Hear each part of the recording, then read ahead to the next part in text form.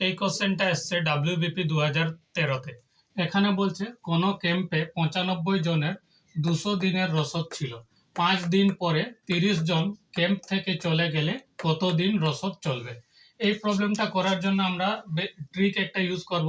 এটা মনে রাখতে হবে এম ডি বাই ডাব্লিউ, অর্থাৎ কোনো কোম্পানিতে মনে রাখবে কিভাবে, কোনো কোম্পানিতে এমডি কোথায় থাকে, সব থেকে উপরে, আর ওয়ার্কাররা নিচে থাকে, তাই না? এটা কাউকে অসম্মান করছে না, ঠিক আছে? এটা এইভাবে মনে রাখবে। এখানে কিভাবে লিখবে, M1 D1 বাই কত W1, আর এদিকে লিখবে কত M2 D2 বাই W2। এখানে দেখবে প্রথমের ক্ষেত্রে কতজন লোকের কথা বলে দেওয়া আছে, 95 জন কত দিন খাবে, 200 দিন। এখানে বলেছে কত, 5 দিন পরে 30 জন লোক চলে গেছে। 5 দিন পরে অর্থাৎ কত, 5 দিন পরে হচ্ছে কত দিন থাকবে, তাহলে 5 দিন 195 জন। তাহলে কত দিন খেত, 95 জন।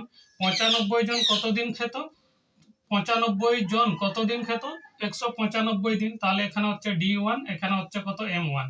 এবার বলেছে কত, 30 জন লোক চলে গেছে। তাহলে আমার লোকের সংখ্যা কত হয়ে গেছে, এখানে 95 এর জায়গায় 95 থেকে আমি 30-কে বাদ দিলে আমার হয়ে যাচ্ছে কত, 65, অর্থাৎ এখানে হয়ে যাচ্ছে M2।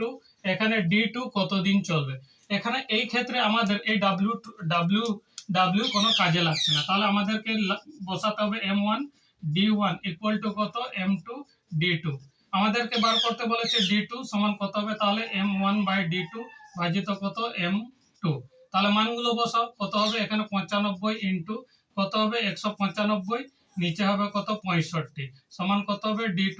তাহলে কত হবে, 13 5 65, 13 1 13, 13 5 65 কাটবে, তাহলে 5 দিয়ে হলে 5 3 15, তাহলে হচ্ছে 95 আর কত 3 গুণ করতে হবে। এটা গুণ করলে কত হয়ে যাচ্ছে, দেখো 3 5 15, 5 হাতে 2 হাতে 1, 3 9 27 আর 1 28, অর্থাৎ কত হচ্ছে 285 দিন। কত হয়ে যাচ্ছে আমাদের উত্তর, 285 দিন। অর্থাৎ অপশন কত হবে, অপশন সি হবে কারেক্ট অ্যান্সার।